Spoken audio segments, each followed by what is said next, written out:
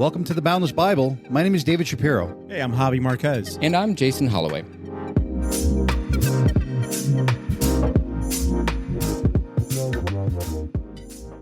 Happy Monday. It's time for Quick Questions with David. What do you got for us this week? All right, here we go. What is your favorite verse and why? What is your favorite Bible verse and why? So, guys, this changes regularly. Yep. This changes regularly. But as of today, and this has been on my mind for a while, but it's actually Jeremiah 9:23 through 24. David shaking his head because he's surprised that it's from a prophet from me. Let not the wise boast of their wisdom, or the strong boast of their strength, or the rich boast of their riches. But let the one who boasts boast about this, that they have the understanding to know me, that I am the Lord. That's good. This hits me a lot because I think anybody can know that I'm a learner, I'm a reader, I'm a want to know more, I'm an info person, I want to know everything.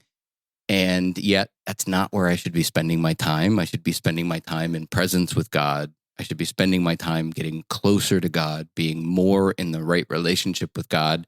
And it's something I'm working on and failing regularly, but trying really hard to refocus my attention on that. Even when I am learning, because I'm never going to stop, to make sure that I'm doing it in the presence of God, not as an academic or not as a scholar. So that's my go-to. That's my go-to. Love it. That's good.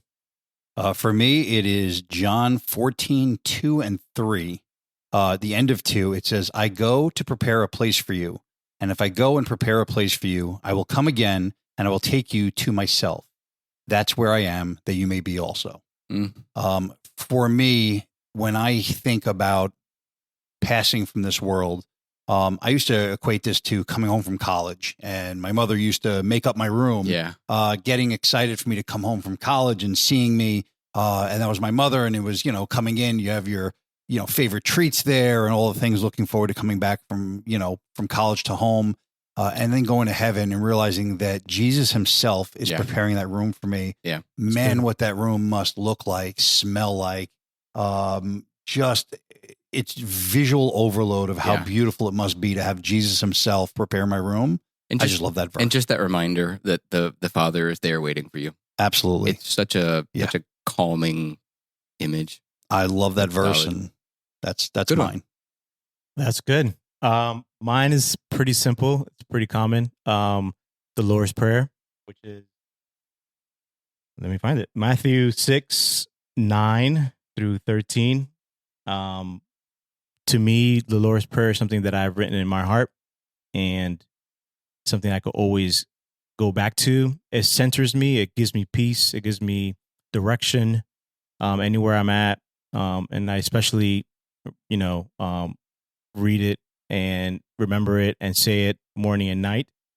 The Lord's Prayer. It's just, I think it's one of the first verses that I actually written on my heart, just kind of memorizing it and understanding it further. And I feel like you can never stop understanding it. So I would say that and, Jesus wept, which is probably the easiest one to write in my heart. It's the easiest one to write on your heart. I'll tell you that we should totally do an episode about the Lord's Prayer. Oh, that's good. Because every time I read it, it opens up a little bit more to me, and I find so much more inside of it. And I think it's such a brilliant prayer. Yeah, it really is. Have you ever heard anybody doing that prayer in Aramaic? No, I heard it on YouTube once, and it was so fun to listen to. Yes, that was really cool. Absolutely beautiful. Can I add a bonus? I have a bonus one too. Oh, okay. So my bonus one is actually surprisingly close to the Jeremiah one. It's from Ecclesiastes. I think I've told you guys, Ecclesiastes is my favorite book of the Bible, which is probably a major rarity for that. But no, Ecclesiastes is right my book, you. dude. I love that book. It's so full of wisdom. But Ecclesiastes 12 through 13 says, of making many books, there is no end, and much study wearies the body. Now all has been heard. Here is the conclusion of the matter.